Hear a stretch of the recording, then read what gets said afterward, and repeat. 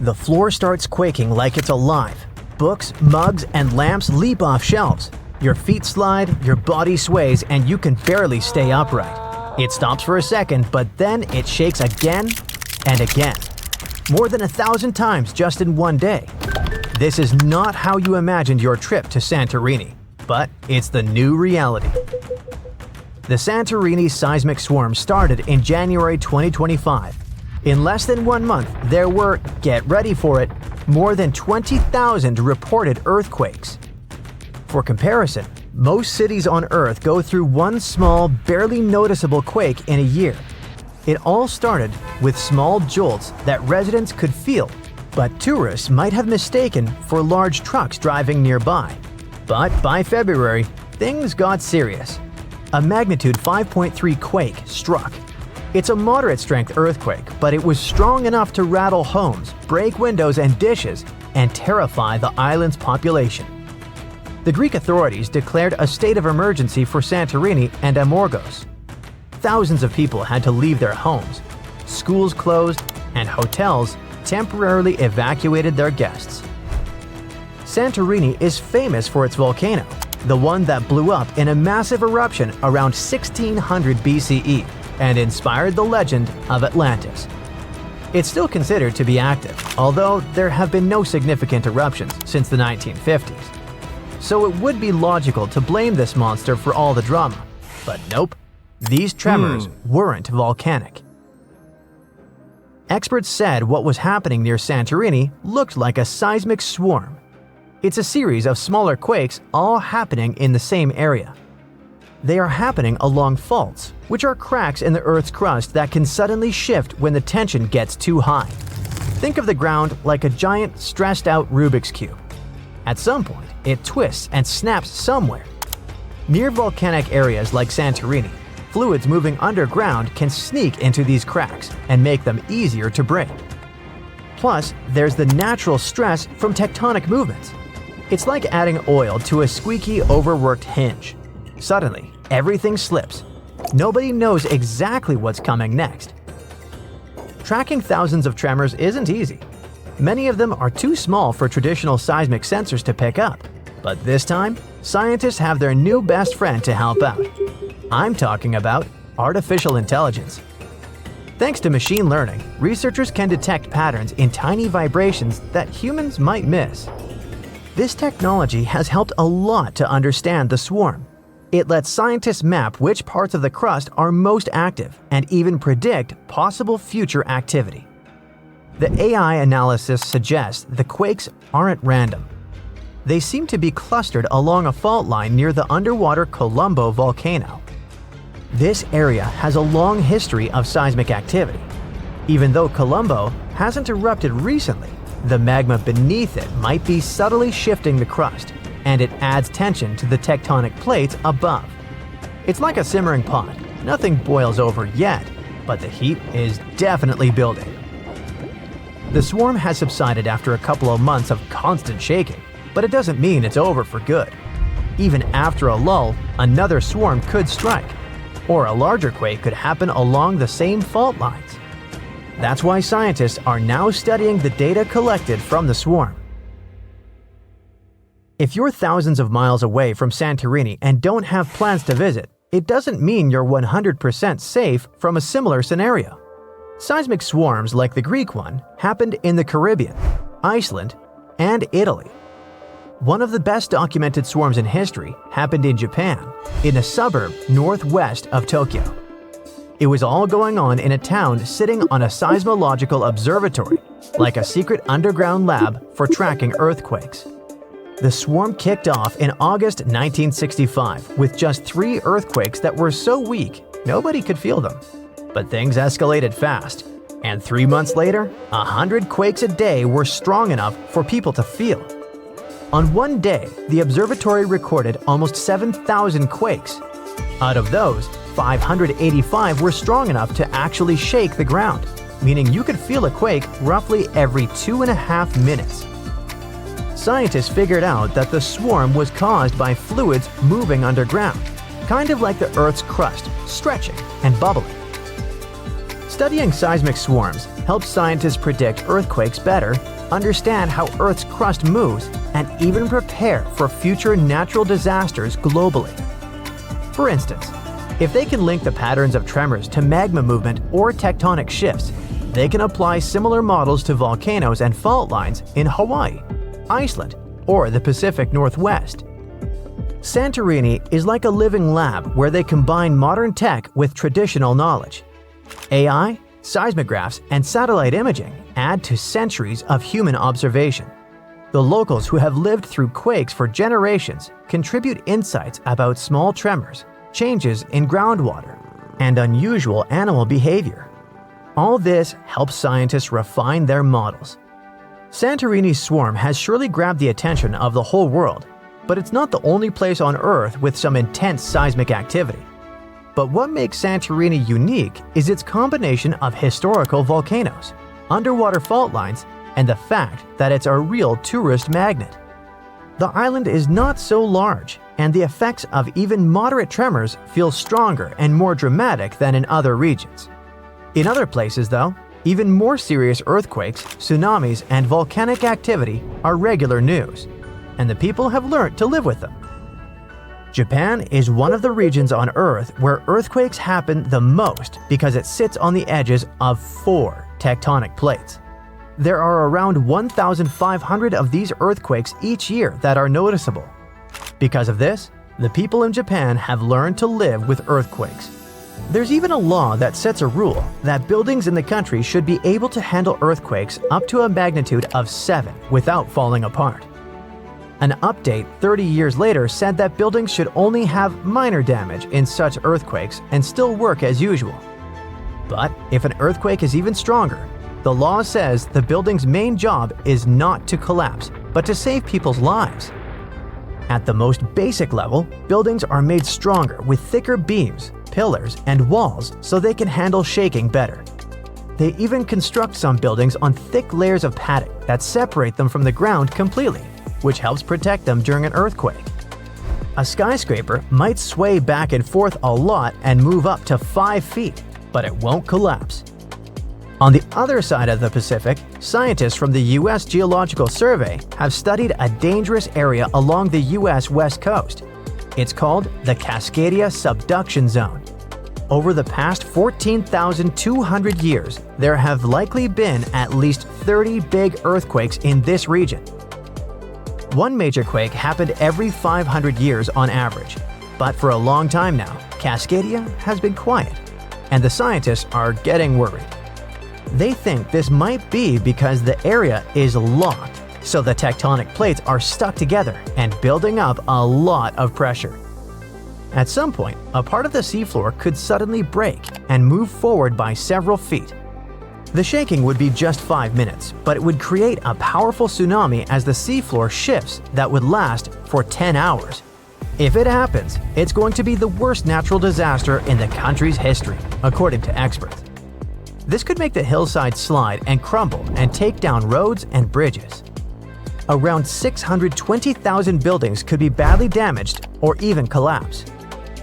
Scientists are hoping that thanks to advanced AI tech and local communities, they'll be able to better predict earthquakes like this and the one in Santorini. This could save thousands of lives. And for now, we must not forget that the Earth doesn't take vacations when it comes to seismic activity, even in places where you go on vacation. Before an earthquake shakes the ground, something sneaky might happen first. A slow, quiet movement with no shaking at all. No one is aware that right under their feet, the land is preparing to tremble violently, wreaking havoc, bringing destruction and devastation. A new study shows that such a slow creep might be how earthquakes begin. To figure this out, scientists didn't start with giant pieces of the Earth. Instead, they went into a lab and used clear plastic sheets called plexiglass. They pushed 2 sheets of plexiglass sideways against each other, just like how tectonic plates, huge chunks of Earth's crust, push against each other underground. As they pushed, the plastic cracked, kind of like what the Earth does during an earthquake. And even though it was plastic and not rock, the physics, the way things break and move, was the same. Earthquakes happen when two tectonic plates try to slide past each other, but they get stuck. The edges between them don't move easily because of something called friction. It's kind of like when your shoes grip the ground. Over time, the plates keep trying to move and stress builds up.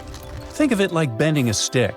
At first, it doesn't break, but if you keep pushing, it will eventually snap. The spot where the plates are stuck is called a fault, and there's a thin brittle part in that fault. By brittle, I mean that it doesn't bend, it just breaks. Here's how it happens. First, a tiny crack forms. It's small and moves slowly. There's no shaking yet, but something is already happening under the surface. The crack spreads, building up more energy. When it finally reaches the edge of the brittle zone, boom, it speeds up, suddenly racing forward really fast, almost as fast as sound, and that's when the Earth starts to shake. So scientists decided to find out how that very first crack starts. They conducted their experiment, whose setup was similar to a type of fault in the real world called a strike-slip fault, like the San Andreas Fault in California. Even though the materials, plastic versus rock, are different, the way cracks form and move is exactly the same. The experiment has helped scientists understand that earthquakes don't always start suddenly. Sometimes there's a slow, quiet start, like a warning sign before the big quake. This early stage of an earthquake is called a nucleation front. It's like a seed of a crack, gently creeping through the material long before any actual rupture happens. This quiet and slow movement doesn't release energy into the surroundings. At first, scientists thought of cracks as simple one-dimensional lines, like a straight tear in paper. But something didn't add up. The slow-moving nucleation front wasn't behaving like a normal, fast-moving crack, and it wasn't clear why or how it suddenly sped up and became an earthquake. The answer came when scientists realized they had to think in two dimensions instead of one. Instead of imagining the crack as just a fine line, they began to think of it as a patch, like a growing circle, that starts at the surface where two materials touch. As this patch spreads out, more material along its edge has to break. The important thing here is that the energy needed to break the material is related to how long the patch's edge or perimeter becomes. The bigger the perimeter, the more energy it takes to keep breaking. That's why this patch moves slowly at first. It doesn't yet cause the violent shaking we associate with an earthquake. Because it moves without sending shaking waves, this stage is called aseismic. Eventually, the growing crack patch spreads beyond the special brittle zone, where the materials are stuck. Outside this zone, the energy needed to keep breaking the material doesn't increase anymore. Instead, there's now extra energy building up, more than what's needed to keep the crack growing slowly. This extra energy doesn't stay quiet. It suddenly powers the crack to move much faster, turning it into a full-speed rupture. That's the moment when the earthquake begins and the ground starts to shake. These findings help explain how earthquakes might start off slow and silent before quickly turning dangerous. They show that small, slow cracks can suddenly transform into powerful, fast-moving ruptures if the conditions are right. Scientists believe that they can learn to detect the aseismic stage before a crack speeds up. It might one day be possible to predict earthquakes, or at least understand the warning signs better. Now, even though earthquakes are only the third most common type of natural disaster, they cause the highest number of fatalities. NASA plays an important role in studying earthquakes by using satellites that orbit the Earth. These satellites collect data and images that show how the ground changes after an earthquake. For example, they can detect when the land shifts, rises, sinks, or cracks. These surface changes help scientists learn more about the strength and impact of earthquakes. NASA's satellites can also track changes in nighttime lights. If a city goes dark after a quake, that's a clear sign that the area may have lost power and could need help. Now, how about we talk about the most common earthquake myths, like the one about megaquakes? Some people really worry about super huge earthquakes, but there's a limit to how big they can get. The size of an earthquake depends on the size of the fault where it happens. A longer and deeper fault can cause a bigger earthquake. For example, the San Andreas Fault in California is long, about 800 miles, but not very deep, around 10 to 12 miles. This makes earthquakes bigger than magnitude 8.3 on that fault very unlikely. The biggest earthquake ever recorded happened in Chile in 1960. It had a magnitude of 9.5 and occurred on a huge fault that was almost 1,000 miles long and 150 miles wide. Technically, there's no set limit on the magnitude scale, but an earthquake bigger than magnitude 12 would need a fault larger than Earth, which just isn't possible. Now, earthquakes can happen near the surface or deep underground. Most occur in Earth's crust or upper mantle, down to about 500 miles deep. But the deepest ones happen only at subduction zones, places where one part of Earth's crust slides under another. In California, almost all earthquakes happen in the top 15 miles of the crust. One exception is the Cascadia subduction zone in Northern California, which continues up through Oregon, Washington, and Canada. Another misconception is that the ground can open during an earthquake, but usually that only happens in movies. A giant crack opening and swallowing things up during an earthquake is just fiction. In real life, the ground on either side of a fault slides past each other. It doesn't pull apart or open wide. Small cracks or holes can happen during landslides or ground failures, but not along the actual fault line itself. Faults don't open up because if they did, there'd be no friction, and without friction, there wouldn't be an earthquake at all. Now, some people think California could break off and sink into the ocean during an earthquake, but that's not how it happens. The ocean floor is just lower land with water above it. California can't fall in. What's really happening is that southwestern California is slowly sliding north toward Alaska along the San Andreas Fault. The Pacific Plate, which California sits on, is moving about 2 inches per year, about as fast as your fingernails grow. So, in about 15 million years, Los Angeles and San Francisco could be neighbors. And in 70 million years, Los Angeles might be sitting near Alaska. I can't wait. People often wonder whether an aftershock can be bigger than the earthquake itself. Aftershocks are smaller earthquakes that happen in the same area after a larger one. They're like our planet's way of settling down after the main shock.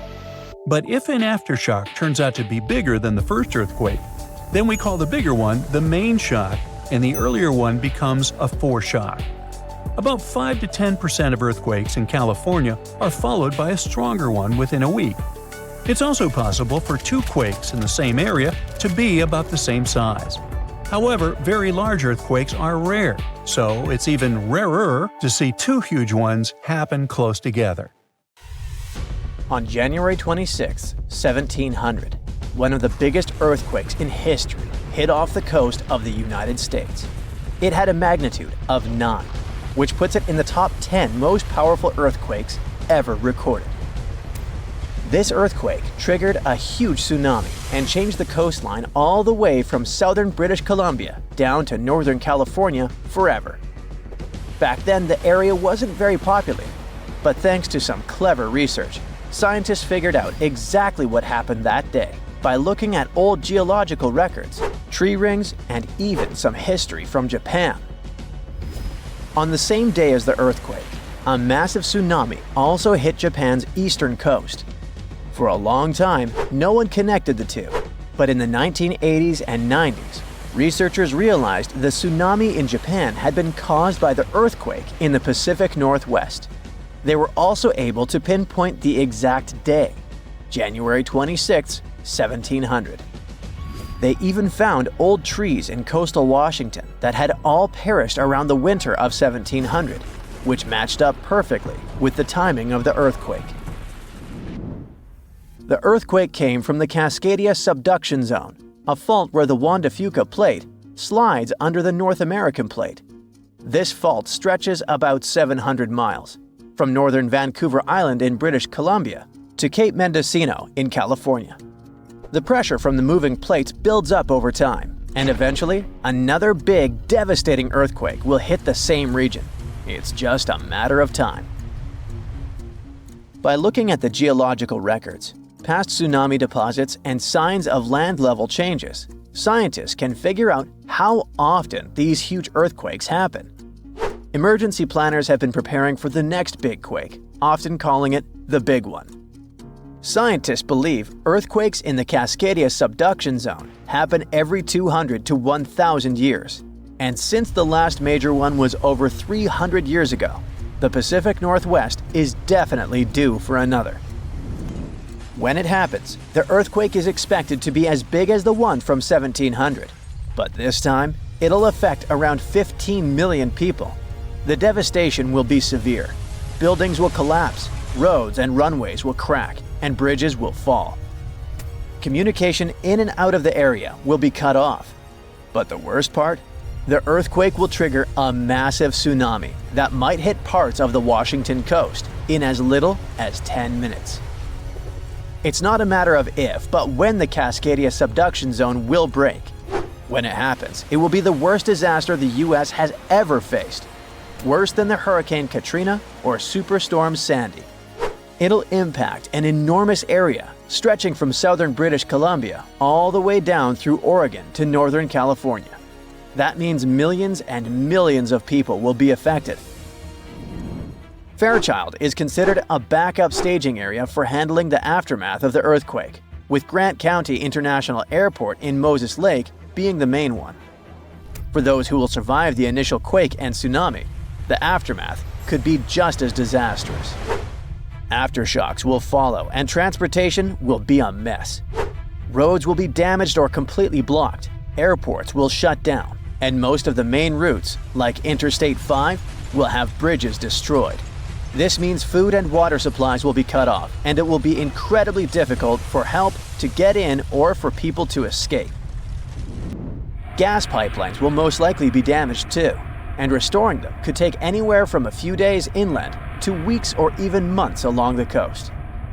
Power outages will be widespread within 100 miles of the coast throughout the entire Pacific Northwest.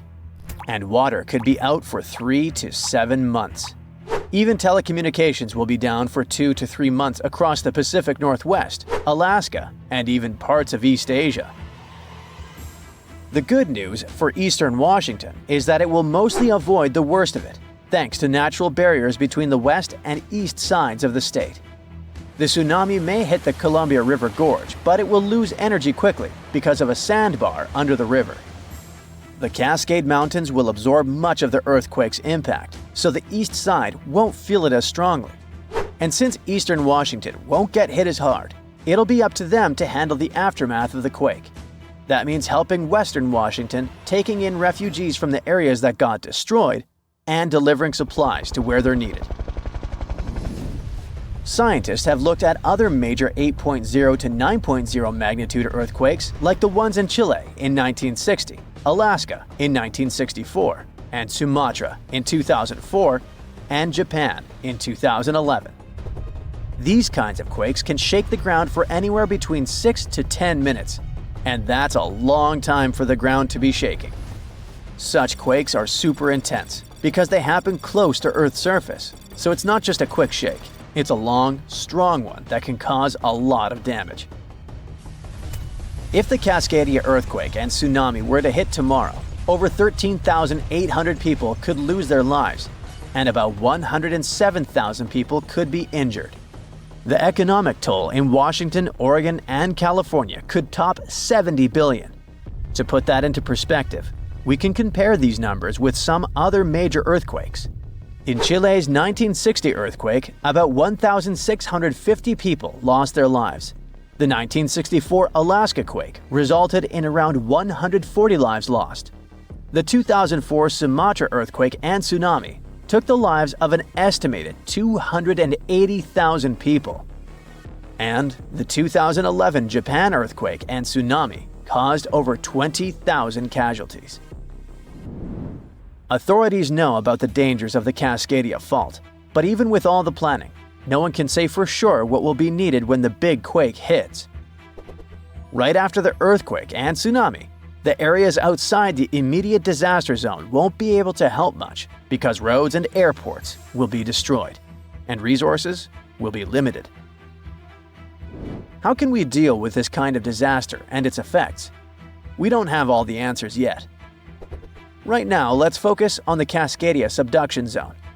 It's a huge fault line that stretches about 620 miles from Vancouver Island to Cape Mendocino in California, sitting about 93 miles off the coast. It's like one tectonic plate is slowly sliding under another. When the plates are close to the surface, about 18 miles deep or less, they get stuck because of friction, kind of like pushing two rocks together.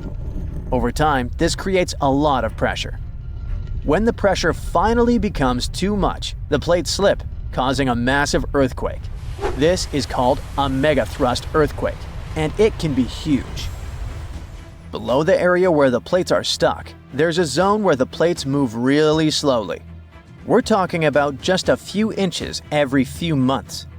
This slow movement helps to release some of the pressure, but it also builds up more pressure on the parts of the fault that are still stuck. This means that over time, it increases the chances of a huge earthquake happening. These massive quakes, called Great Subduction Zone earthquakes, can be stronger than magnitude 8.5. Megathrust earthquakes are the biggest earthquakes that happen. They can go over a magnitude of 9.0, which is insanely powerful. Just to put it in perspective, a magnitude 9.0 earthquake releases 1,000 times more energy than a 7.0 and 1,000,000 times more energy than a 5.0. These earthquakes happen when a lot of pressure builds up in a part of the fault that's locked, which means the plate can't move past each other. When that pressure gets too high, the fault finally ruptures, releasing all that built-up energy in one massive shake. The Cascadia subduction zone is super long. That's why if it were to rupture all at once, it could produce a large earthquake. Scientists have studied this region and found that about 18 miles below the surface, the fault is completely locked. The plates there aren't sliding past each other, but deeper down, the plates start to slide more smoothly, causing less friction. This is important because it tells us how much stress is building up in that locked zone, and how it could eventually lead to a major earthquake. Frankenstein, unreasonably cold weather, and tons of lava. What do these things have in common? They all trace their origins back to Mount Tambora. This volcano in Indonesia had such a massive impact that the aftermath could be felt in Switzerland even a year later. And these spots are thousands of miles apart. Soon, we might be facing something similar again. Stick around because I'm about to reveal the exact spot where the next eruption is expected to happen in 2025. Back in 1815, Mount Tambora erupted with unprecedented force, sending a colossal cloud of fine particles into the atmosphere. This cloud reflected sunlight, leading to global cooling and even the year without a summer in 1816. Temperatures plummeted, crops failed, and families worldwide faced food shortages, compounded by various health issues. Fun fact: Frankenstein appeared because of abnormally cold weather in the summer of 1816.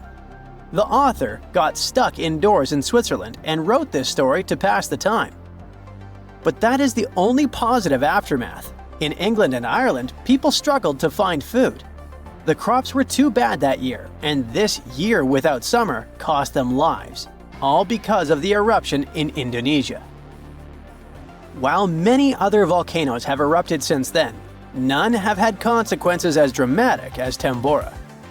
However, climate professor Marcus Stoffel from the University of Geneva believes potential serious eruptions aren't just a matter of luck, it's only a matter of time. So it's up to us. We can sit back and wait for the inevitable, or we can start preparing today. This future eruption will happen in a world that's vastly different from the one in 1815. Not only is our planet more densely populated now, but we've also experienced irreversible changes that affect our daily lives. Now, if you think volcanoes are always the bad guys, think again. They've actually played a crucial role in shaping our planet. They help with land formation, atmospheric development, and climate modulation. Just look at Yellowstone, for example. When thick lava oozed to the surface, it spread across the landscape and transformed the area forever.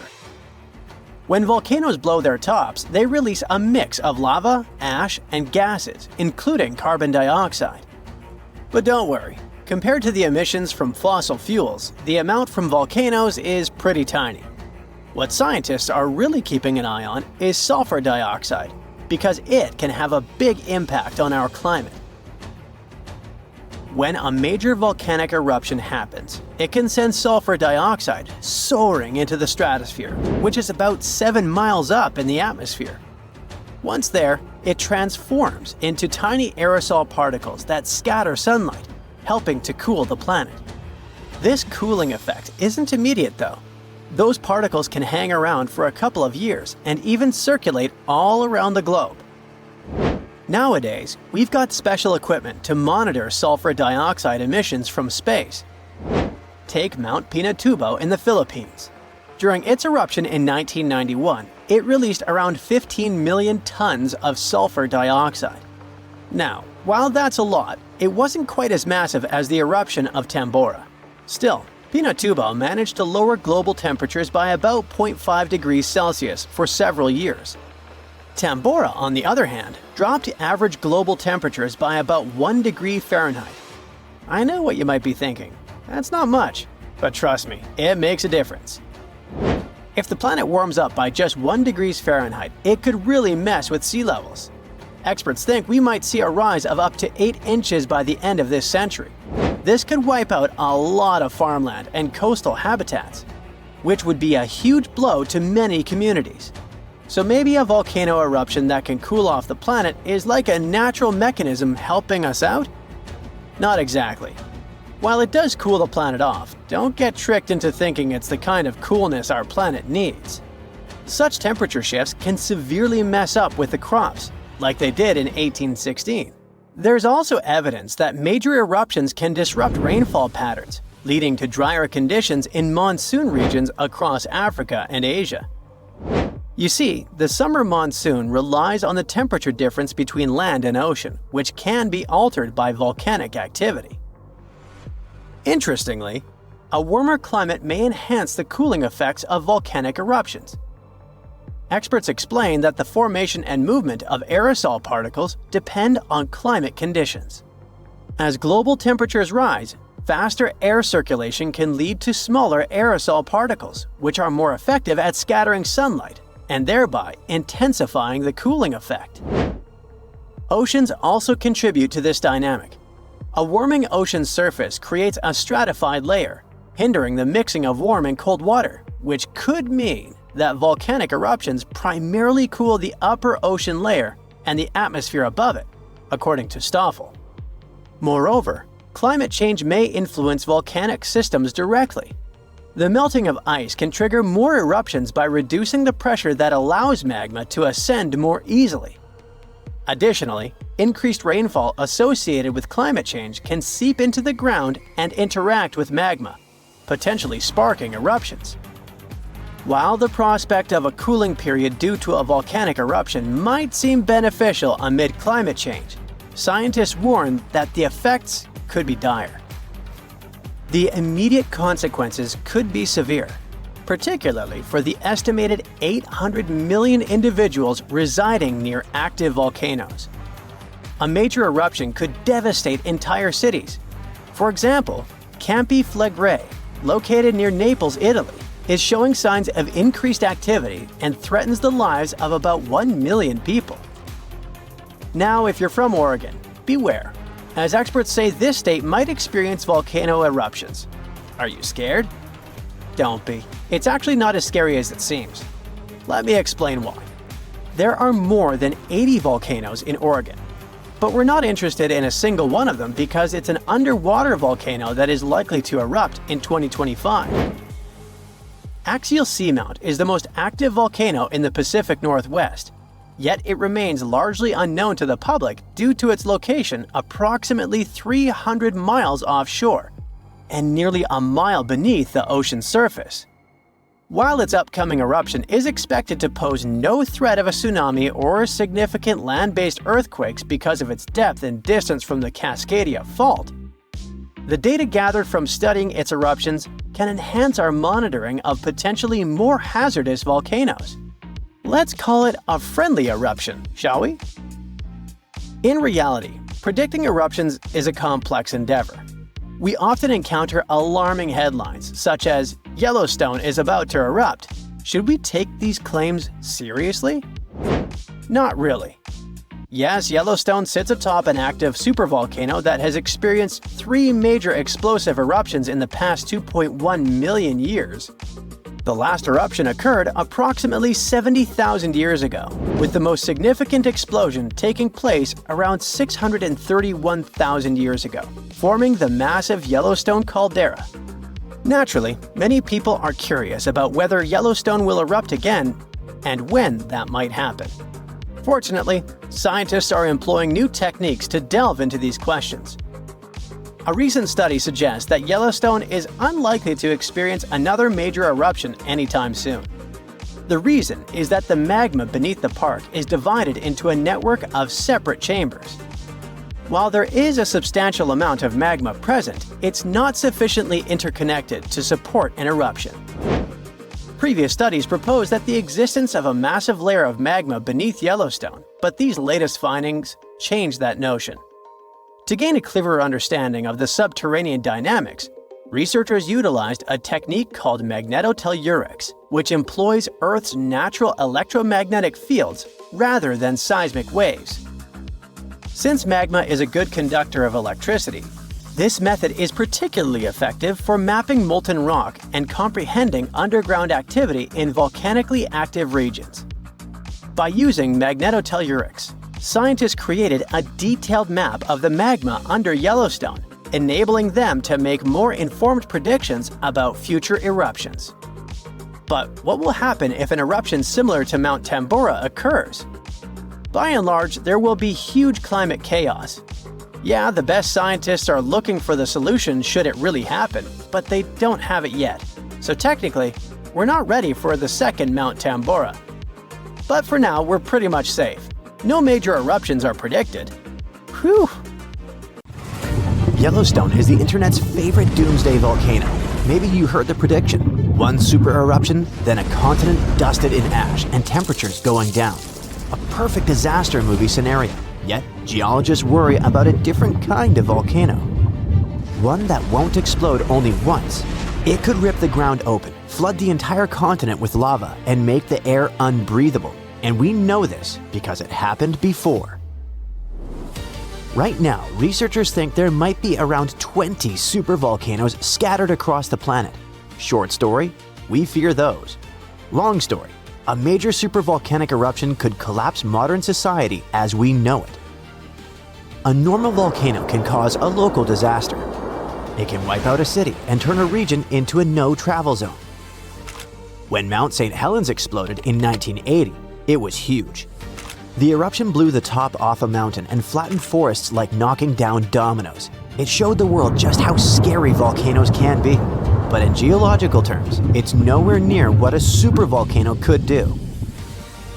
Mount St. Helens threw out roughly a third of a cubic mile of ash, enough to make a football field pile about 150 miles high. For comparison, a supervolcano could bury the entire state of Texas 5 feet deep, and Texas stretches about 800 miles. Volcanoes like St. Helens are mountains that build up over time, layer after layer, like nature stacking spilled wax. They erupt, they cool, they erupt again, and you end up with a cone that looks cool in photos. A supervolcano is like a hidden pit. It resembles a giant underground tank of molten rock covered in a thick slab of crust. Imagine the magma chamber like a huge underground room, and the ground above it is the ceiling. During a super eruption, cracks rip open across that ground and magma forces its way up through them, like steam blasting out of a pressure cooker. Ash and gas roar high into the sky. It can start in multiple spots across a wide area, not one neat hole. The magma chamber underneath can empty so violently that the roof above it collapses, the land drops, and what's left is a massive bowl-shaped scar called a caldera. And Yellowstone is the prime example. About 631,000 years ago, Yellowstone had a massive eruption and it left behind a giant caldera about 30 by 45 miles across. Now it's a national park. but it's also basically a footprint, like a warning. If Yellowstone erupted again, the first super hot clouds of ash and gas could blast outward and burn everything nearby. Then, the ash would spread. And ash is not like the fireplace dust. It hurts to breathe, it wrecks engines, and it can shut down flights and machines. Regular volcanoes mostly hit the area around them with lava. A super eruption turns the air itself into a real danger. Ash spreads far and jams the things we depend on. High up, sulfur can turn into a thin haze that will block some sunlight. That can cool things for a while and mess with growing seasons, even far from the eruption. And winds can spread that effect well beyond the US. However, geologists worry about something even worse. A kind of eruption that can keep going in waves and cover huge regions in lava. It's called a large igneous province. It's not one volcano, it's a whole stretch of crust that starts leaking lava through long cracks over and over for a long time. Instead of one giant explosion, it's more like Earth turning on a lava faucet that just keeps going. Imagine a crack in the ground hundreds of miles long. Out of that crack comes a sea of lava. But this isn't the sticky, slow stuff you see in Hawaii. This is hot, runny, fast-moving lava, and it doesn't stop. It spreads, floods low spots, stacks into layers, and then does it again. And that's what makes LIPs scarier than a supervolcano. They drag on. They can erupt in repeated pulses over hundreds of thousands to a few million years. We have scars to prove it right here in the US. About 17 million years ago, the Pacific Northwest ripped open and created the Columbia River basalt. Lava did not just coat the land, it drowned it. The total amount that erupted was around 42,000 cubic miles. That's enough to cover the whole US in lava about 58 feet deep. But how can Earth produce enough lava to bury a mountain range? It's because the planet is still churning inside. Imagine Earth like a pot of thick tomato soup sitting on a stove. Earth's core is the stove, and it's extremely hot. The soup is the mantle, a thick layer of rock that moves slowly. Now and then, a massive blob of superheated rock rises from deep in the mantle, possibly from the boundary above the core. Scientists call this a mantle plume. When it reaches the cooler crust, it spreads out, pushes upward, and when it breaks through, it does not build one neat mountain. It can open long cracks and feed eruptions in repeated bursts for a very long time. However, while lava burns everything in its way, it's not what wrecks the planet. The gas does. These eruptions release huge amounts of carbon dioxide and sulfur, and we can assume the consequences of that because it happened before, and not just once. About 252 million years ago, a massive LIP eruption began in what is now Siberia. It lines up with the worst extinction event in Earth's history, the Great Dying. Around 90% of species disappeared. Huge amounts of gas flooded the air and trapped heat. The ocean soaked up some of that gas and turned more acidic. Acid rain fell again and again. Life on Earth crashed. Scientists believe that in the last 500 million years, there have been 16 major extinctions like this, and that 15 of them line up closely with LIP timing. These geological formations changed Earth so many times, and scientists now wonder, what if Yellowstone and that massive lava flood in Oregon are actually a part of the same system? Look at Idaho from space, and you see a long, flat track across the state called the Snake River Plain. It points from the old lava flood region toward Yellowstone, like a trail. That path exists because Earth's surface moves. The outer layer is split into giant plates that slowly slide. Under Idaho and Yellowstone, a deep, hot zone keeps feeding eruptions. As the plate moves, the eruption zone shifts with it, leaving a long trail behind. That's why the rocks get older the farther you go from Yellowstone. It's the same heat source, just a moving target. And if you roll the plate's motion back far enough, that trail points closer to where the Columbia River basalts formed. That's why some geologists think the Northwest lava flood and Yellowstone could be connected parts of one long-lived system. Finally, if it's all part of one big apocalyptic system, is it time to pack the bags and flee to Mars? Will it happen again soon? Even if they share the same story, that does not mean the worst part is coming back soon. The lava flood chapter played out millions of years ago. Today, Yellowstone is simply where that deep heat shows up at the moment. And sure, it can erupt again, but the most likely eruption isn't some giant doomsday blast. It's a steam explosion, when super hot water flashes into steam and blows rock apart. Lava flows and smaller eruptions can happen too. The caldera-making nightmare is a rare one. If Yellowstone ever started building towards something big, it wouldn't be sneaky. You would see it coming. A lot more earthquakes than normal and the ground lifting faster than usual. The clearest right before signs would likely show up in the days or weeks before it. We cannot stop a planet-scale eruption. We can only watch for the warning signs and plan. But hopefully, if the planet decides to get rid of us, by the time it starts sending warnings, we'll already finish turning Mars into our new home.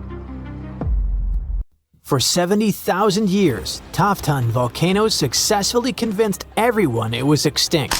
But new satellite images show that its summit is rising, like something inside is stretching it, rolling it over, and cracking its neck after the world's longest nap. Scientists aren't too happy about it, so let's see if you have a reason to be worried too. Volcanoes can wake up when earthquakes shake them awake or storms mess with underground water. But scientists checked. There weren't any big earthquakes or heavy rains in southeastern Iran, where it sits. So it must be gas or magma pressure that's moving Taftton. It's like a sealed soda can heating up from the inside. Before you even hear a hiss, the pressure is building silently, waiting for a weakness. That's why Taftton's movement is such a big red flag. Pressure changes mean new internal activity. Plus, the source of pressure below its surface is at just around 1,600 to 2,070 feet deep. And that's not a lot for a volcano. When the source of pressure sits that close to daylight, it can set off small explosions from steam or gas, even if no lava ever touches the surface. This type of explosion, called phreatic, happens when water underground gets so hot so fast that it blows up like a giant pressure cooker. In Hollywood movies, volcanic eruptions always look like rivers of lava chasing people down the street. But steam-driven explosions are different, sneaky, and unpredictable. One minute everything looks calm, and the next minute rocks and superheated steam blast into the air like Earth sneezed with the power of a jet engine. For Taftton, this is exactly the scenario scientists are afraid of. You don't need flowing lava to cause destruction. A steam-driven explosion can launch boulders the size of cars and shoot ash clouds thousands of feet up. Even if you don't live anywhere near Iran, Taftton isn't just a local issue. Volcanoes breathe out gases that travel with the wind, and Taftton produces sulfur-heavy emissions when it's active. Sulfur dioxide doesn't just smell bad, but messes with air quality, irritates lungs, and reacts in the atmosphere to form particles that can dim sunlight and cool temperatures. That means neighboring countries might feel the effects even if they never see the volcano. And if a phreatic explosion blasts ash high enough, it could drift into international flight paths like volcanic confetti nobody asked for. Even smaller eruptions can have ripple effects. Remember that time a volcano in Iceland with a name I won't ever pronounce correctly blew up in 2010? It disrupted all the air travel across the Atlantic, and in our case, a modest ash plume drifting into major air corridors could ground flights across the Middle East, South Asia, and beyond. You know, gas emissions don't respect borders. They drift, mix, and settle wherever the wind decides to drop them. Alright, all this sounds pretty creepy, but with all the modern sensors, scientists should find out about an eruption in advance, right? Not really. As Taftton sits in a really remote region, setting up monitoring stations there is tricky expensive, and frankly, was never a priority because everyone assumed the volcano was done for. So right now, satellites, not ground instruments, are doing most of the work. Satellites see the big picture, but instruments on the mountain add detail. And that's why it was so important for Taftton to be reclassified from extinct to dormant. Because dormant volcanoes need eyes on them 24/7. When a volcano is labeled extinct, countries don't invest in evacuation plans, hazard maps, or monitoring equipment. Changing Taftton's status forced everyone, from local officials to global scientists, to admit it can cause trouble. And that means preparing for ashfall, gas emissions, sudden eruptions, and the long-term questions. Questions like, what if this awakening isn't temporary? What if this is the beginning of a whole new activity cycle? Long-term, Taftton might settle down again, or it might be entering a period of renewed activity. Volcanoes don't run on human timelines. A short-term phase for a volcano could be days or years, and the uplifting summit might mean there's deeper magma movement, not just a surface burp. It has gone up by about 3.5 inches over 10 months between July 2023 and May 2024. And a mountain rising is like Earth inhaling. And if Earth inhales too deeply, it eventually exhales. And in volcanic terms, that exhale is nothing good. Right now, Taftton is breathing in, and nobody knows when it plans to breathe out. This already sounds like too much drama, but there's more where it came from. Some of the biggest, angriest supervolcanoes on Earth are starting to wake up. When one of these monsters erupts, the whole planet feels it, even people living thousands of miles away. Scientists worry because a super eruption could move faster than our ability to prepare food, evacuate cities, or deal with the chaos afterward. That's what makes supervolcanoes so scary. Not just the explosion, but how little time we might have to react. If you live near Naples, you already know at least one supervolcano and how it acts. Streets crack, steam leaks from the earth, the harbor fills with sediment, and swarms of small earthquakes rattle windows like underground thunder. All of that comes from Campy Flegrei, a massive supervolcano caldera that last erupted in 1538. For years, scientists read these signals as classic warnings of magma rising. But two recent studies, one in 2023 and another in 2025, completely changed how we understand what's really going on. And surprisingly, they brought a bit of hope with the danger. In 2023, studies zoomed in on carbon dioxide, a gas volcanoes pump out when magma starts acting up. At Campy Flegrei, CO2 levels jumped after 2005 to about 4,000 to 5,000 tons a day, which sounds like magma rising fast. But when scientists checked other gases like nitrogen and helium, the chemistry didn't fit that idea at all. It turned out that the extra CO2 came not from rising magma, but from super hot fluids underground, cooking the surrounding rocks and releasing gas on their own. In the 2025 study, lab experiments showed that the shaking comes mainly from a sealed underground water and steam reservoir. When that natural lid traps pressure, it eventually cracks and releases steam and sets off sudden quakes that people feel at the surface. That idea also explains something that always confused scientists. The earthquakes usually start close to the surface and then move deeper, which is the opposite of what rising magma would do. After the strongest shaking, the ground often sinks a little, like a balloon slowly deflating after you let some air out. None of this means Campy Flegrei is suddenly safe though. Magma still sits deep underground, and steam-driven explosions can still blast out rocks, ash, and scorching gas without any lava warning you first. What's really changed is how scientists think about the danger. Just watching and waiting isn't enough anymore. If humanity only had 12 months of warning before a supervolcano eruption, we'd struggle badly. Stockpiling food, relocating people, keeping supply chains alive. It would all feel almost impossible. But don't freak out yet. because supervolcano eruptions are extremely rare. The last one happened about 26,500 years ago in New Zealand. On average, scientists think a super eruption happens roughly once every 100,000 years, but Earth doesn't follow neat schedules like a calendar. Sometimes these eruptions cluster closer together, and then the planet stays quiet for a long time. Two massive super eruptions shook the planet within the last 100,000 years. About 74,000 years ago, Indonesia's Toba volcano blew up with such force that it blasted ash across Asia, lowered the temperatures around the world, and may have pushed early humans to the brink of extinction. Then, around 26,500 years ago, New Zealand's Taupo volcano unleashed an eruption, covering huge areas in ash and reshaping the landscape we see today. There's always a chance another super eruption could arrive earlier than we expect. That uncertainty is what keeps scientists awake at night. New Zealand's most active and dangerous volcano is erupting again, reminding everyone of its power.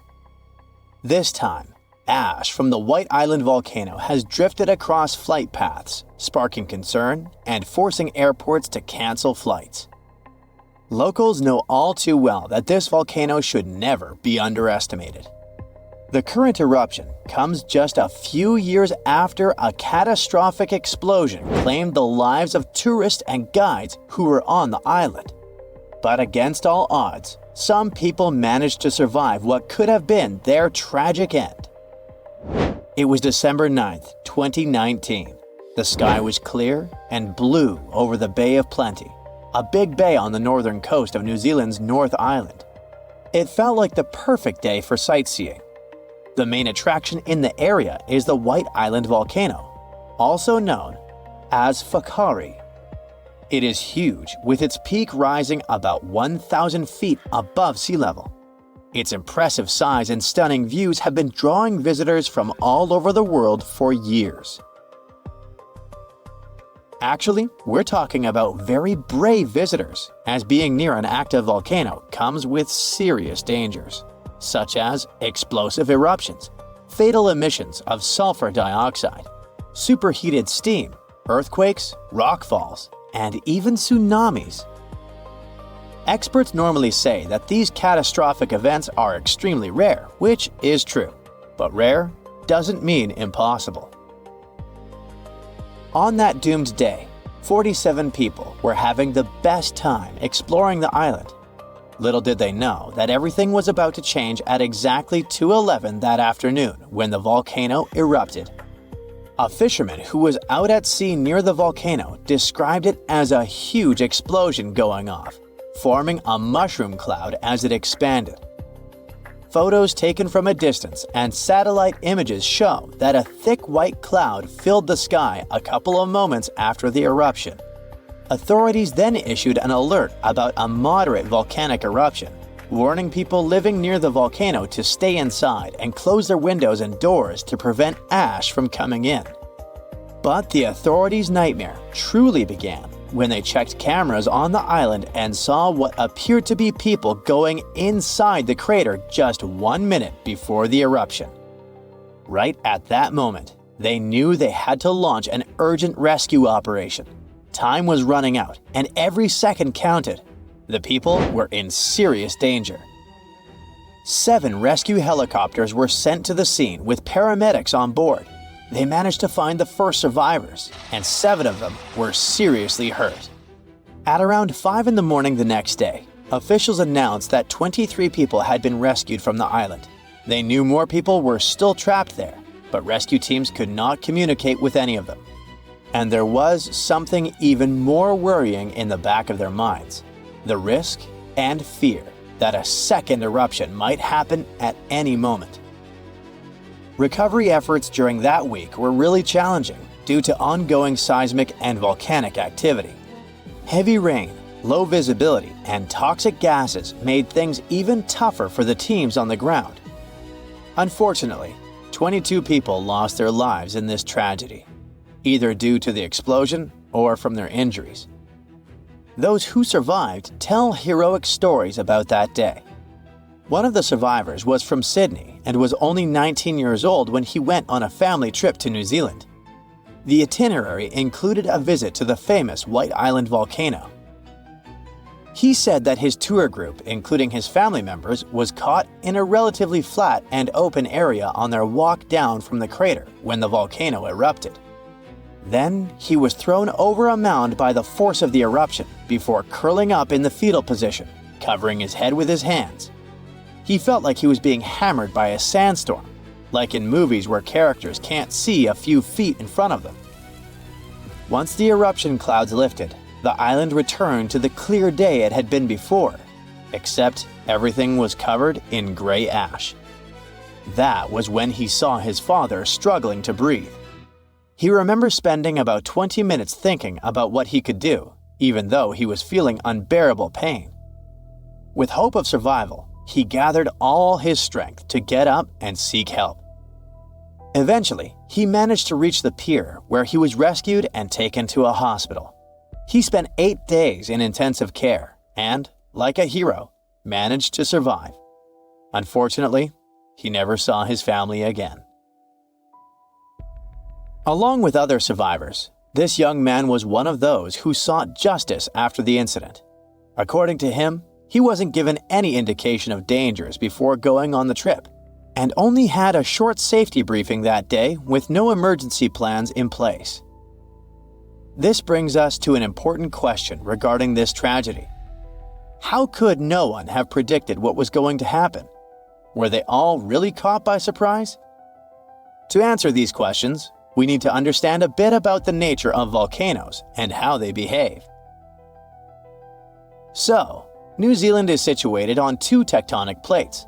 These plates are always moving very slowly, and what happens there, specifically, is that the Pacific Plate slides under the Indo-Australian Plate. The problem is that when this subduction or sliding process happens, it can create deep trenches. As the edge of the denser plate moves down, the pressure and temperature around it go up. This causes changes in the plate that melt the rock above it, and that melted rock can rise and come through a volcano. This geological process has helped shape the beauty of New Zealand with its rugged terrain and stunning mountain landscape, but it can also be destructive. There are several active volcanoes in the country, and White Island is just one of them. Eruptions like the one that happened in 2019 have been occurring for tens of millions of years. White Island volcano is a stratovolcano, which means it has that classic cone shape like Stromboli in the Mediterranean or Mount St. Helens in Washington. It's also part of the Ring of Fire, a region filled with volcanoes that surrounds the Pacific Ocean. What makes this area so dangerous is the molten rock or magma hiding underneath these volcanoes. This magma is usually thick and filled with gas, which can lead to powerful and explosive eruptions. According to specialists, the eruption on White Island was likely a steam eruption. Stratovolcanoes often have many cracks that let water in. When this water meets hot magma, it turns into superheated steam that usually escapes through vents. If these vents get blocked, pressure builds up, which can lead to an explosive eruption that blasts steam, hot ash, and rock into the air. The thing with steam eruptions is that they're considered relatively small eruptions, but still fatal if you get too close. And it's precisely because they're small that they become very hard to predict. They can strike without warning, catching everyone off guard and turning a seemingly calm day into a life-threatening situation in an instant. So, about that day in 2019. Yep, the volcano really surprised the tourists and their guides, but we need to clarify one thing. About a month earlier, experts did notice an increase in toxic sulfur dioxide coming from the volcano. They raised the danger alert to level 2, which stands for moderate to heightened volcanic unrest. But what happened was that, back then, it was still pretty common for tour operators to keep running their tours, even with a level 2 alert. Unfortunately, the country learned the hard way that volcano tourism can be really dangerous, and White Island has been off limits since then. I mean, you can't get too close anymore, going there by boat or helicopter. But for those with a taste for adventure, scenic flights are still an option, allowing you to catch a glimpse of the volcano from a safe distance. When we think of active volcanoes, one region comes to mind: the Ring of Fire in the Pacific Ocean. 3/4 of Earth's volcanoes sit within this belt. Compare the area to Australia, which doesn't have any volcanic activity. The old continent of Europe is also calm, or at least we like to think so. Can you guess what the most active volcano in Europe is? If you thought of Mount Etna on the island of Sicily in Italy, you were right. The volcano has erupted about 200 times and has been far from sleeping in recent decades. The last time this happened was in August 2023. The highest mountain in the Mediterranean is 500 million years old. But in Iceland, there is a much younger volcano. It sprang into action on the 10th of July 2023. In the afternoon, 3 fissures appeared in the ground on a peninsula in the southwest of the island. This was at a base of a small mountain peak. Its name means Little Ram in the local language. The volcano spewed molten lava high into the air. There were also gas plumes in the area. But the scientific community wasn't surprised by the event. They already knew about the volcanic area that stretches between the cities of Reykjavik and Keflavik. Its name is hard to pronounce. Hey, I want to buy a vowel. It had already erupted during the previous 2 summers. This activity came after 8 centuries of dormancy. In the days leading up to the latest eruption, seismologists, the scientists who study earthquakes, recorded over 12,000 tremors. When the ground opened up in July, the fissures were over 1.5 miles long. The following morning, 2 of them closed. All the lava was now coming out of the last fissure. It grew into an elongated cone, the simplest shape of volcano we are all familiar with. The lava soon filled a large crater. It grew almost 100 feet tall during the first week, and it is still growing. On the night when the eruption started, lava spread out in all directions. Its cinders set ablaze the dry moss in the vicinity. Local authorities closed off the surrounding area. There were toxic gases from the volcanoes and smoke from the burning moss. Firefighters flocked to the area. After a week, they proclaimed the area safe. Visitors soon came to witness the birth of Europe's youngest volcano. This form of tourism is quite developed in Iceland. People come from all over the world to watch active volcanoes. The land of fire and ice is home to more than 130 volcanoes. Some 30 of them are active. Now, I know what you're thinking right now. Is volcano tourism safe? In Iceland, it is. The country's authorities research and constantly monitor all of the hotspots. The island is dotted with several dozen seismic stations. These help researchers accurately predict future eruptions, and emergency services are accustomed to these sorts of events. They can quickly cordon off danger zones. This is what happened in 2010. A volcano in the south of the island, the name of which everyone struggled to pronounce, erupted. It spewed out a plume of steam and ash that was 7 miles high. This wasn't a fun time to be an air traveler. Winds carried the enormous plume southeast toward northern Europe. Many countries closed their airspace for several days for safety reasons. The volcano erupted in March, but the Earth was shaking from January the same year, so seismologists knew that an eruption was approaching. When it comes to the continent's youngest volcano, the tourist infrastructure is already there.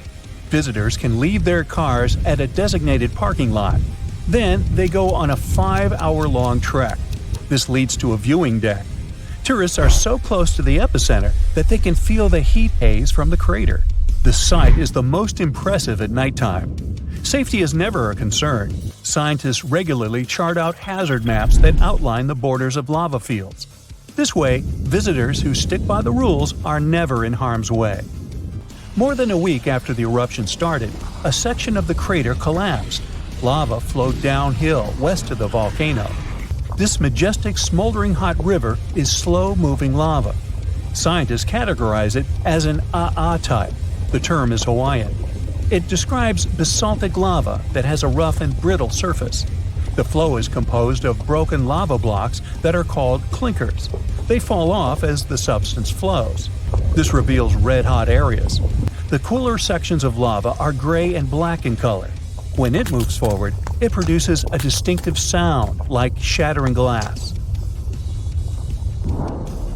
Nearly a month after the eruption of the new volcano, we got aerial footage of an interesting phenomenon.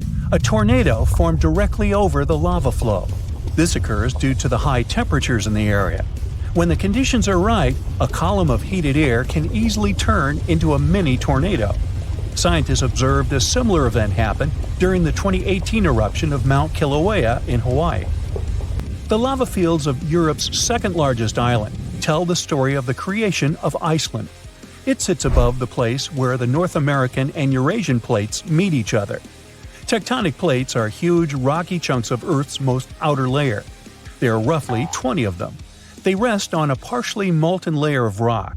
All the lava we see on the surface starts its journey here. You could say that these plates float on molten rock. Their boundaries are unstable, so when two plates grind past each other, they release tremendous amounts of energy. The formation of volcanoes is one result.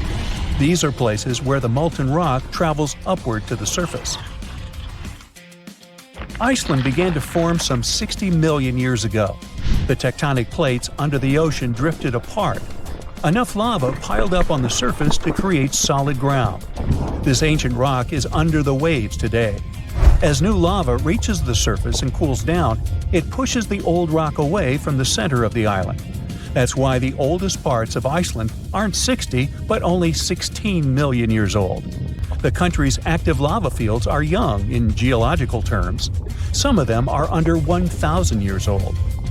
Scientists consider the island a hot spot for volcanoes, pun intended.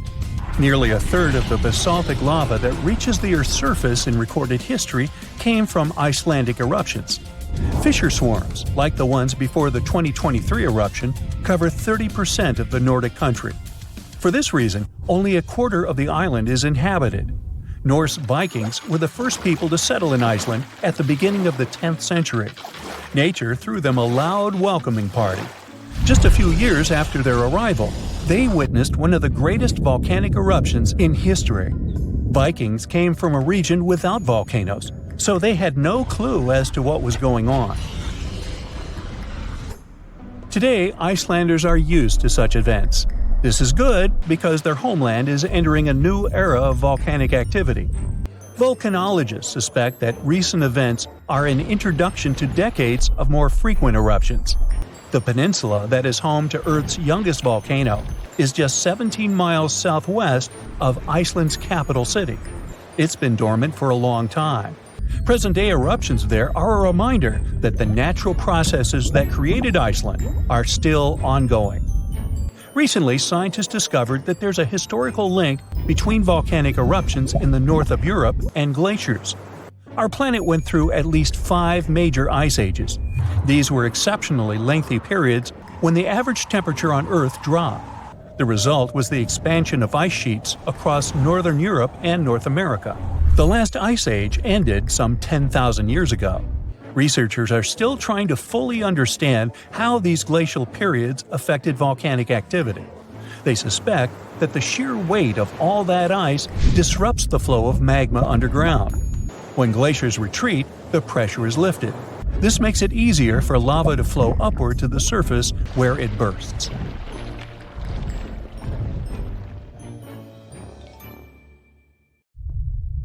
So this huge volcano, everyone thought to be extinct, woke up and spat out a black ash cloud 50 miles high.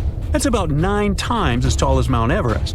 Located in what is now Indonesia, the powerful Krakatoa had caused huge tsunamis that rocked over ships as far away as South Africa. It also changed the temperatures around the world for several years. The volcanic island of Krakatoa in the Sunda Strait was likely born thanks to another major eruption several centuries ago. It hadn't erupted for at least 200 years before 1883. So the first tremors and blasts in May of that year came as a total shock to people living nearby. Then ships sailing through the busy water passage started reporting clouds of ash above the volcano. It went quiet again for a while, but they could still see ash above it. The eruption culminated at the end of August. It was so powerful that it shattered the island into fragments. Witnesses heard the sound produced by it in Australia, around 3,000 miles away. They describe the noise as the roar of heavy cannons. Some say it was the loudest sound ever heard.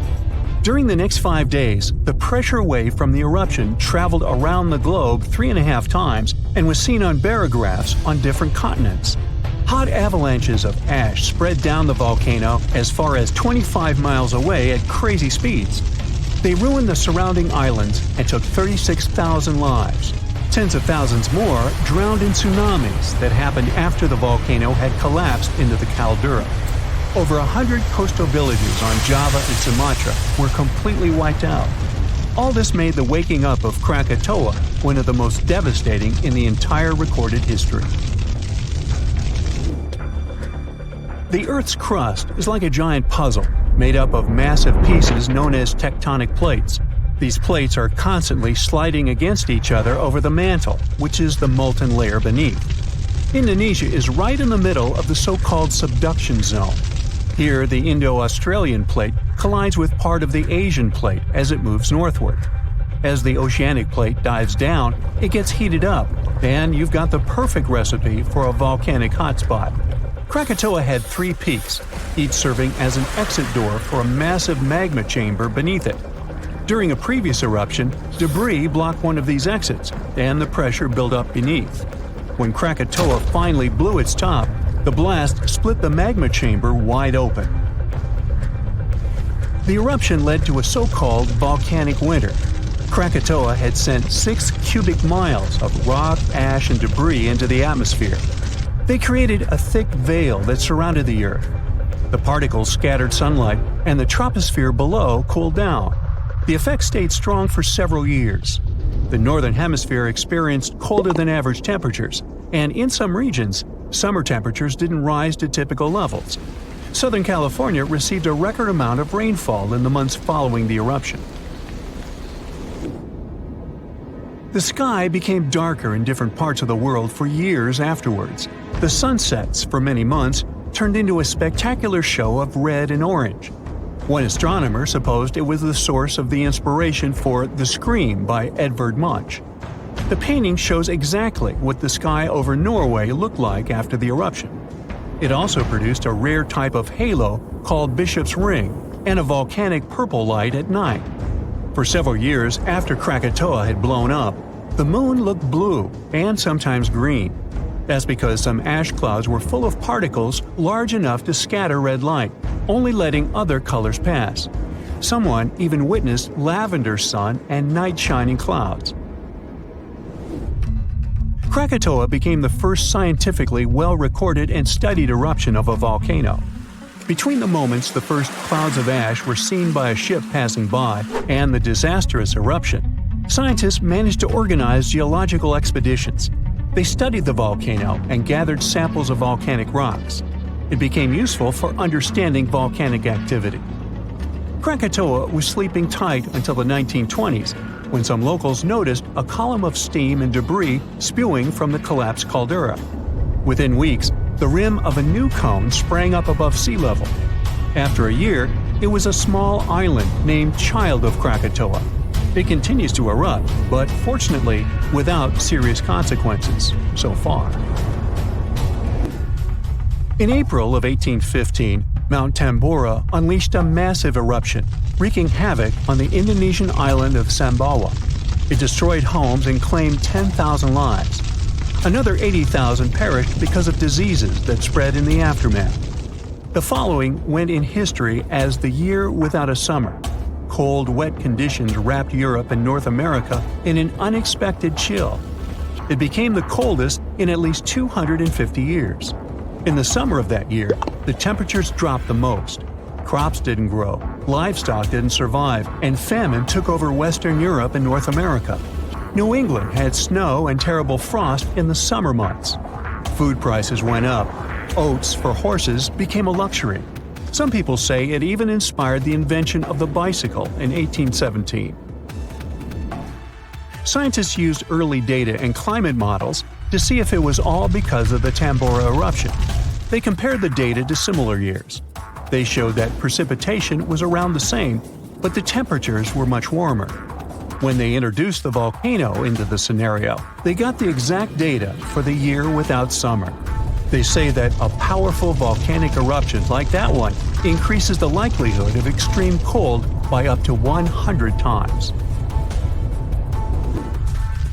The explosion of the Toba supervolcano on the island of Sumatra around 74,000 years ago became the Earth's largest volcanic eruption in 28 million years.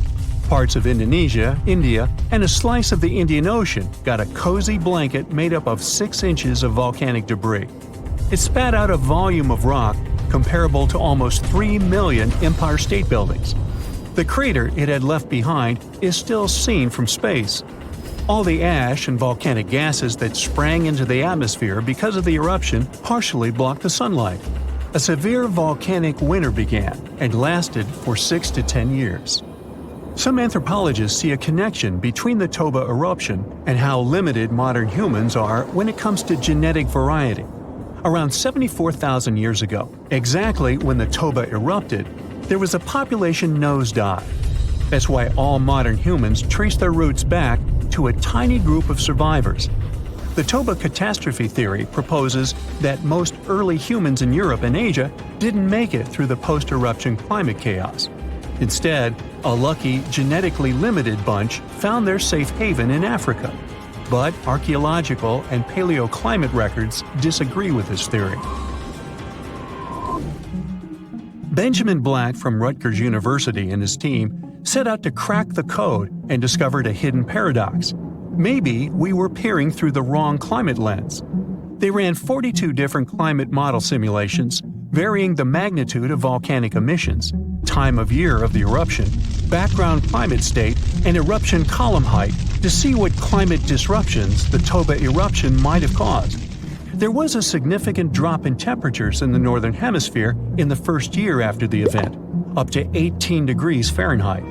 The southern hemisphere, where the early humans were settling, didn't go through a rough cooling that could have affected them all.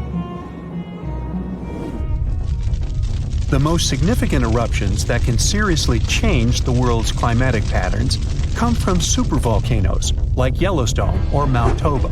Luckily, these erupt very rarely, about every 100,000 years or more.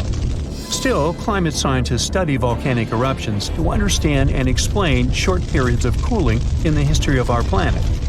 Every few decades or so, a volcanic eruption lets out a substantial number of particles and gases. Some of them will block enough sunlight to start a brief global cooling period. Nothing like the real volcanic winter, but still felt across the globe.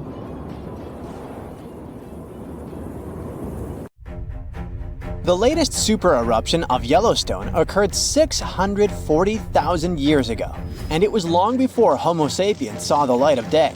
But we were around during another, no less devastating natural disaster. This super eruption took place on the island of Sumatra around 74,000 years ago. That's when an erupting supervolcano wreaked havoc on huge territories, sending up plumes of debris and ash that spread for thousands of miles and caused temperatures on the planet to plummet. The effects of this super eruption were visible as far away as southern Africa. Experts believe they could have impacted early humans there. By the time the volcano erupted, our ancestors had already been using stone tools and had likely known how to produce yarn. And some specialists even think that the Toba super eruption was so powerful it could push our ancestors to the brink of extinction. They claim that Toba might be the largest volcanic eruption to occur on Earth within the last 2 million years. The eruption disgorged so much pyroclastic rock, it would be enough to cover the entire United States to the depth of a one-story house. About a third of that deposit piled up on northern Sumatra, while a lot more ended up beneath the floor of the Indian Ocean. The super eruption left an elliptical crater lake around 60 miles long. The caldera is so large it's hard to feel that you're indeed in a volcano. Pumice deposits from the eruption remain in the canyon walls and go deep below the ground. there aren't many arguments about the amount of pumice and ash involved in this disaster. At the same time, experts aren't sure how much sulfur ended up in the atmosphere. Even some sulfur layers in the polar ice could be potential candidates, but so far, scientists haven't found any connection between them and Toba. But let's get back to the dramatic impact the super eruption had on early humans.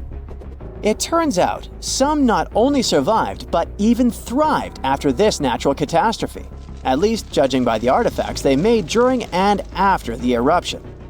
The disaster might not have posed a serious threat to those of our ancestors who took refuge along the coast. Genetic evidence hints that modern humans descend from a few thousand people that ventured out of Africa around 60,000 years ago. Why just a few thousand? According to some experts, the rest of our ancestors could have been devastated by the Toba eruption. After all, the supervolcano spewed out 1,000 cubic miles of dust and rock in a flash, leaving a scar in the ground that was dozens of miles wide. All that dust and sulfur Toba sent into the atmosphere potentially cooled the surface of our planet, which led to the appearance of glaciers and the lowering of Earth's sea levels. And since Toba might have had an important role in shaping humankind, scientists have been working hard trying to understand precisely how early humans reacted to this disaster. In 2011, several researchers found an enigmatic soil sample in South Africa's Pinnacle Point, an archaeological site overlooking the Indian Ocean. This sample contained some volcanic ash. After examining the layer, they found more than 400,000 artifacts left by early humans. Those ranged from heat-treated stone tools to signs of fire and animal bones. Based on this finding, the team suggested that early humans on the South African coast thrived after the eruption, living in that area for thousands of years and improving their tools. The region might have served as a refuge during and after the Toba eruption. A 2009 study suggested that the eruption could have lowered global temperatures by 14 degrees Fahrenheit. It would have made survival tough elsewhere in Africa. If there had been a volcanic winter, it wouldn't have been as cold along the coastline. On the other hand, newer studies claim that Toba spewed out so much sulfur into the atmosphere that the resulting aerosols could have stuck together, which would have limited their cooling effect in the long term. In other words, right after the eruption, temperatures would have plummeted, but only in some regions. And after 3 years or so, the effects of the eruptions would have calmed down altogether, becoming not dangerous to humans. Well, apparently, more research is needed. Meanwhile, let's figure out if we should watch out for any volcanoes these days. Last year, thousands of small earthquakes shook the ground near Iceland's Svartsengi geothermal power plant. Magma rose to the surface there, and now it has opened wide fractures slicing through the small town of Grindavik. The ground there is still swelling, and an eruption might happen with little notice. But of course, that's not all. Over the planet, 45 other volcanoes keep rumbling. For example, Italy's Vesuvius, that infamous thing that finished the city of Pompeii in 79 CE. Over the last 17,000 years, the volcano has experienced 8 explosive eruptions, followed by powerful pyroclastic flows, dense masses of super hot ash, lava fragments, and gases flowing at high speeds. The volcano's last eruption happened in 1944. Mount Rainier is one of the most dangerous volcanoes in the USA. Its high elevation, chemical composition, and proximity to Washington's Seattle and Tacoma suburbs, and the volcano's ability to produce massive pyroclastic flows make Mount Rainier a threat to consider. The heat from this volcano could potentially melt the ice and snow covering it, leading to rapid downstream flows of debris, mud, and rocks. The Novarupta volcano in Alaska's Katmai National Park and Reserve formed in a 1912 eruption, which was the world's largest in the 20th century. The volcano sent almost 7 cubic miles of ash and debris into the air. It also produced such a powerful ash flow that it created the Valley of 10,000 Smokes. Mount Pinatubo is located in a populated region in the Philippines. It became notorious after a 1991 massive eruption, which was the second largest eruption of the 20th century. More than 700 people lost their lives during that natural disaster. Today, more than 21 million people live within 62 miles of Pinatubo. Mount Agun, a continuously erupting volcano in Indonesia, had its last major eruption in 1963. It was one of the most tragic eruptions in the country's history.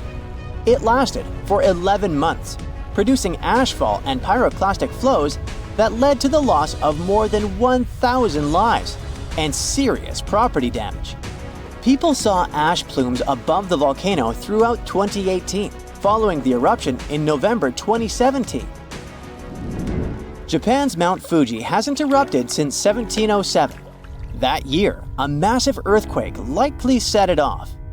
In 2014, experts warned that Fuji could be at risk of another eruption following the 9-magnitude earthquake that shook Japan in 2011. Experts believed the earthquake had raised pressure below Fuji. The eruption in 1707 sent so much ash and debris into the air that all this mass even reached Tokyo. Should Fuji erupt again, it would affect more than 25 million people in the surrounding areas. The eruption of Washington's Mount St. Helens in 1980 was one of the most destructive volcanic events in U.S. history. 57 people, as well as thousands of animals, lost their lives during that natural disaster. The eruption also destroyed around 200 square miles of forest. Experts think that Mount St. Helens' history of massive eruptions means that future catastrophes are bound to happen.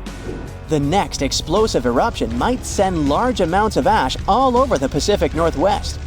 No wonder the volcano is under close monitoring. One of Indonesia's most active volcanoes, Mount Merapi, has been erupting for centuries. NASA claims that the biggest risk of this volcano is pyroclastic flows, which can spread over vast areas and harm loads of people.